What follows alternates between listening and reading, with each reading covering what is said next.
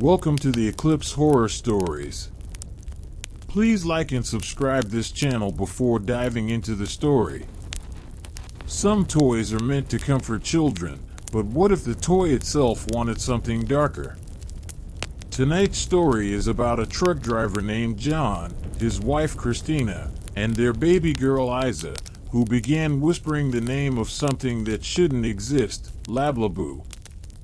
What started as baby talk soon turned into a nightmare that followed them far beyond their home.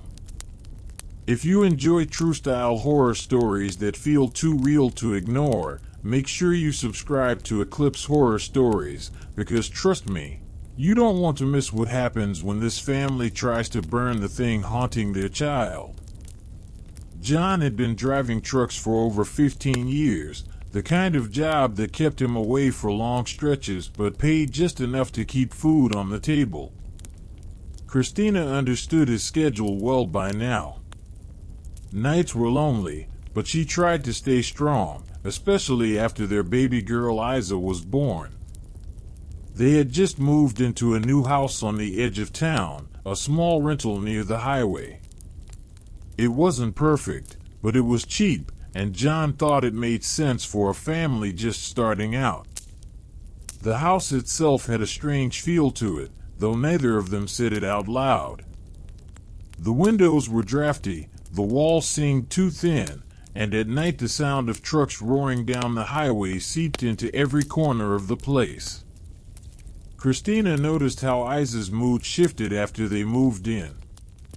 At first she brushed it off as the stress of change, but soon it became harder to ignore. Aiza was barely a year old, still babbling nonsense words in that way toddlers do. She'd sit in her crib during the day, clapping her hands and muttering sounds that Christina thought were adorable. But then she started saying something over and over, Labu. Labu. The first time Christina heard it, she laughed. It sounded like baby talk, maybe even her attempt at saying love you. But Aiza's tone wasn't playful. Sometimes she'd say it while staring off at the corner of the room, her little face serious, her eyes tracking something Christina couldn't see. One evening, while John was away on a haul, Christina was cleaning up toys from the living room. Aiza sat in her playpen, humming softly to herself. Christina looked over, and for a moment her heart froze. Aiza wasn't playing with her blocks or stuffed animals. She was reaching her tiny hand toward the far corner of the room, her eyes locked on the shadows as she whispered, Labu. Labu. Christina dropped the toys and hurried over, scooping her daughter up. It's just the shadows, sweetie, she said softly, though her voice trembled more than she wanted.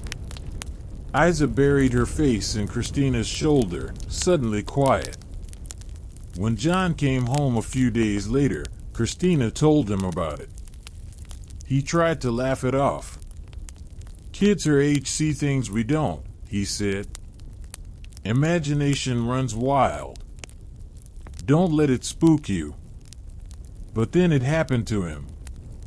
It was a Sunday evening, and John had just come back from a trip, exhausted but happy to be home. He leaned on the crib rail to watch Aiza sleep. Her tiny chest rose and fell in rhythm, her stuffed bear tucked under one arm. Then, as John turned to leave the room, he heard her mumble in her sleep. Labu. Labu. He froze, looking back. Her eyes fluttered open, and she pointed at the corner of the room. John followed her gaze, but the corner was empty, just shadows shifting faintly in the dim light. Still, something about it made his skin crawl. He scooped Aiza up and carried her into the living room, where Christina was folding laundry. She said it again, he muttered. Christina looked up, worry clear in her eyes. That night, neither of them slept well. And in the morning, Christina found something she couldn't explain. Sitting neatly in the corner of Aiza's room, where her daughter had been pointing, was a small doll neither of them had ever seen before. Its stitched mouth curled into a crooked smile, and its button eyes seemed to glint in the dim morning light. Christina stared at the doll for a long time, her arms stiff as she held the laundry basket. It hadn't been there before, she was sure of it. They didn't own anything like that.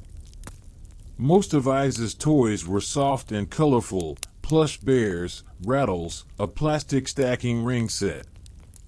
But this doll was different. It was about the size of Aiza's forearm, with faded cloth skin, black button eyes that seemed unevenly stitched, and yarn hair so tangled it looked like a nest. The mouth was the strangest part, thick red thread sewn into a crooked smile, uneven and jagged, as if whoever made it wasn't trying to make it friendly at all. "John," Christina called, her voice shaking slightly. He came in, rubbing his eyes, still half asleep. "What is it?" She pointed at the doll. "Tell me you've seen this before." He frowned, crouching down to pick it up. The thing was lighter than he expected, the fabric stiff under his fingers. "No," he said flatly. "This isn't Aiza's. I've never seen it in my life." Aiza, still in her crib, suddenly clapped her hands and giggled. "Labu! Labu!" Both John and Christina froze. John put the doll back down and stepped away from it. "Maybe it was left here by the last tenants," he said, though his tone lacked conviction. Christina shook her head. "I cleaned this whole place before we moved in. Every corner. There was nothing in this room." That night, John tried to push it out of his mind. He told Christina to put the doll in the closet until morning, but she insisted on leaving it outside, on the porch. By the next morning, it was back in Aiza's room. John swore he hadn't brought it in. Christina swore she hadn't touched it. But there it sat, on the floor beside the crib, facing upward like it had been placed there deliberately. Over the next week, John was gone most nights on long hauls, and Christina had to face the strangeness alone. The house seemed to come alive after dark. She would hear faint footsteps in the hallway, slow and dragging. Aiza would wake at odd hours, pointing at the ceiling or the corner and crying, "Labu scary." Sometimes, Christina thought she heard whispers herself, low and muffled, coming from behind the walls. Once, when she leaned in close, she could have sworn she heard her name. One evening, exhausted after putting Aiza to bed, Christina sat on the couch and turned on the TV for background noise. Her eyelids grew heavy, and she must have dozed off, because the next thing she knew, a loud thud jolted her awake. Heart racing, she ran to Aiza's room. The doll was sitting in the crib, right next to her daughter. Christina screamed, scooped Aiza into her arms, and flung the doll across the room. Aiza clung to her mother's neck, sobbing. "Labu, no! No, Labu!" When John returned that weekend, Christina broke down, telling him everything, the footsteps, the whispers, the doll moving by itself. He listened, pale and silent, his usual calm shaken. That night, determined to prove it was just nerves, John set the doll on the kitchen counter, right in the middle where they could both see it. He crossed his arms. "If it moves, we'll know." They sat in the dim light, waiting. Hours passed, the house groaning with its usual noises. Nothing happened. Finally, around 3 in the morning, Christina fell asleep on the couch. John, fighting to keep his eyes open, stood to get some water. When he turned back around, the counter was empty. The doll was sitting on the floor, upright, right at his feet. John froze, his throat dry, staring at the doll. It was sitting upright, its button eyes tilted slightly upward, almost like it was looking at him. For a long moment, neither he nor the doll moved. He didn't want to touch it, but he couldn't just leave it there either. With one shaky breath, he grabbed a towel from the counter, wrapped it around the doll, and shoved it into a cabinet under the sink. Then he locked the cabinet door with a little latch meant for childproofing. When Christina woke in the morning, John didn't mention it. He told himself he'd imagined it, that he must have been too tired, but the image of those button eyes wouldn't leave his head. Things got worse after that. Aiza grew restless during the day, often refusing to nap. She started losing interest in her favorite toys. Christina noticed she barely ate, and her cheeks, once round and full, started looking thinner. She cried at night more than ever, waking up screaming and pointing toward the corner of the room. One night, Christina tried rocking her back to sleep, whispering softly, when Aiza suddenly said something new. Her small voice trembled, but the words were clear. Lablubu scary. Lablubu no sleep. Christina nearly dropped her. What did you say, baby? But Aiza just buried her face into Christina's shoulder, repeating, no labu. No labu. That same week, while John was out on a late run, Christina heard a loud crash from the nursery. She rushed in to find Aiza's toys scattered across the floor. The crib had been pushed several inches away from the wall, as if something had shoved it. And there, sitting neatly on the mattress, was the doll. She refused to go back in the room that night. She and Aiza slept on the couch with the lights on, Christina clutching her daughter tightly until dawn. When John came home, Christina told him everything again, her voice breaking. This isn't just a doll, John. It's not, right? It's hurting her. John wanted to argue, to tell her it was stress, exhaustion, anything but the truth sitting heavy in his gut. But then he saw it for himself. It was the next evening. John had just put Aiza down, and Christina was in the kitchen. He stood in the nursery doorway, staring at the crib. The doll wasn't inside. He checked the floor, the corners. Nothing. Relieved, he exhaled and turned to leave. Then, out of the corner of his eye, he saw movement.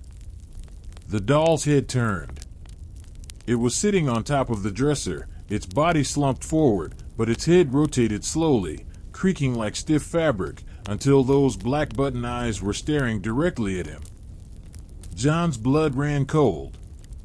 He backed out of the room, his hands trembling, his chest tightening as if the air itself had thickened.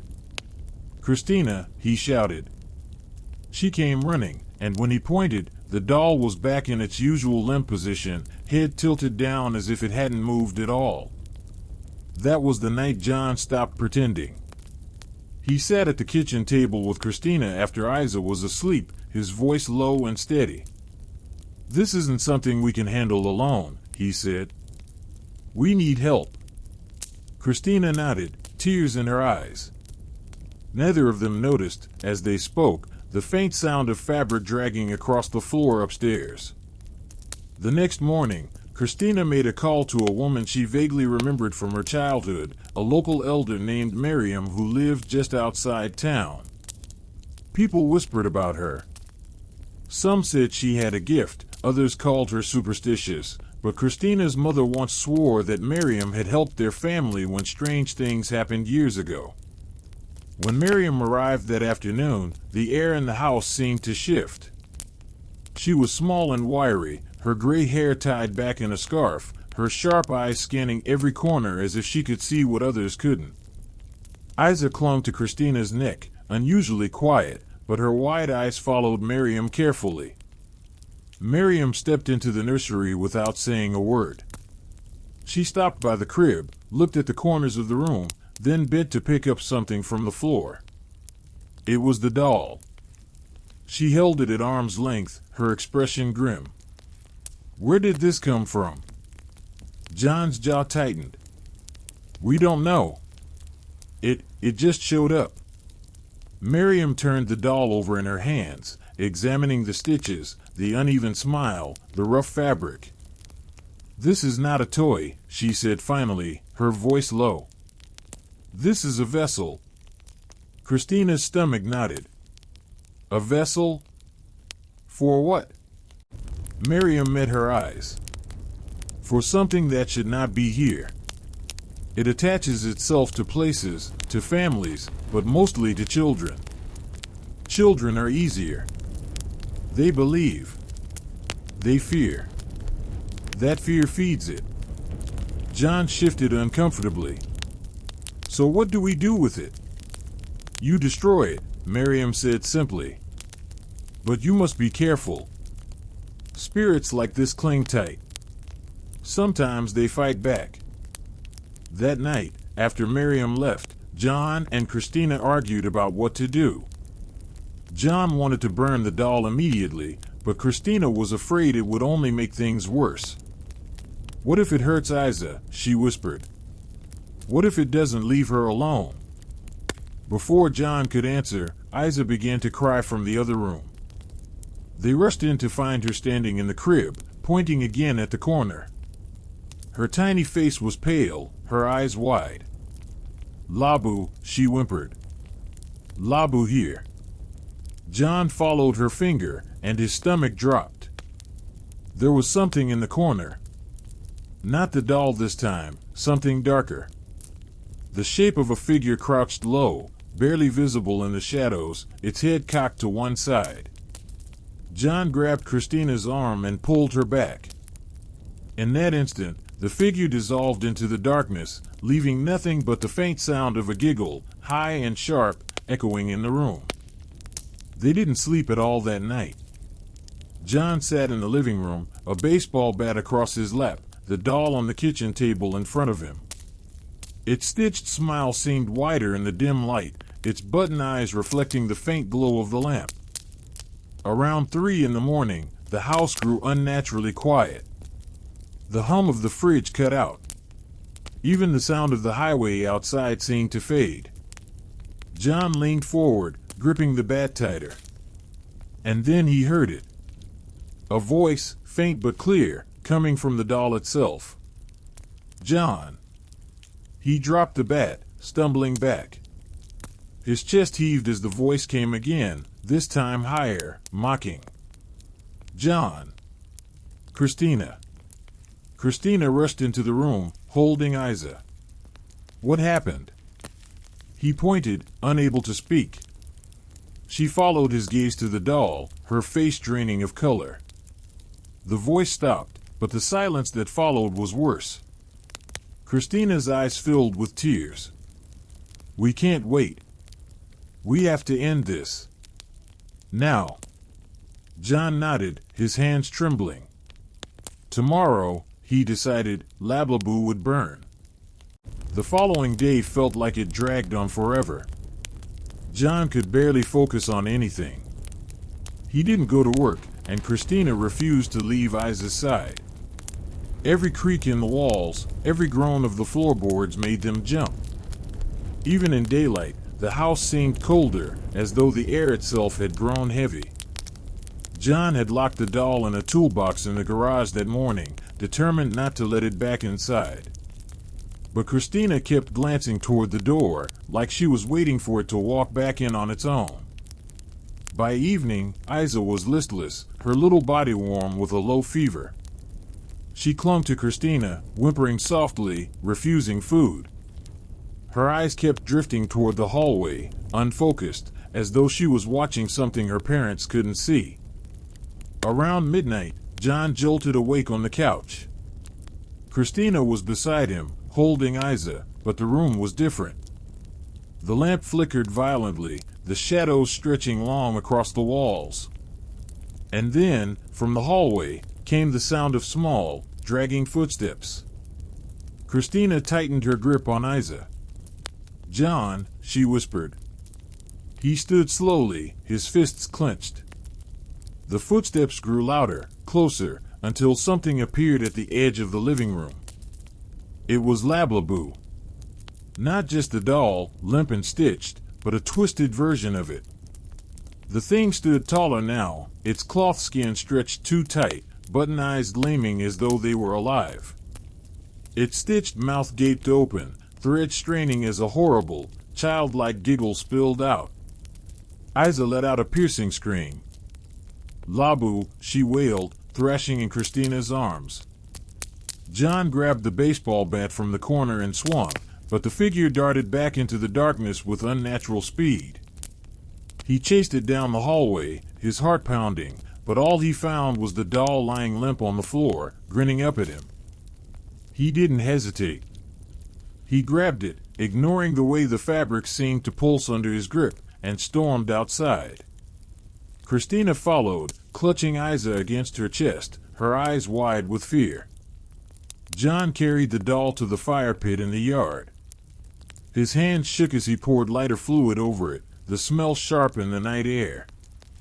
The doll twitched once, its head rolling to one side, and John nearly dropped it.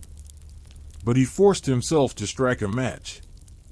The flame caught quickly, dancing across the doll's body. For a moment, he felt relief, until the sound began. It was a scream, shrill and piercing, unlike anything human. The doll thrashed in the flames, its button eyes bursting with tiny pops, black smoke billowing upward like something alive was being torn apart.